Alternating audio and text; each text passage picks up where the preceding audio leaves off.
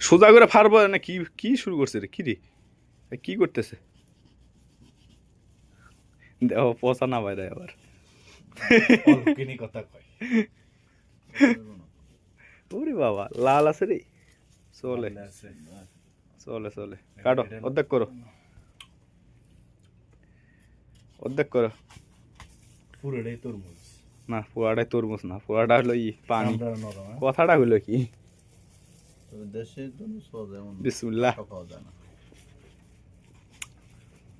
দেশে তরমুজ পাওয়া যায় না। মিষ্টি আছে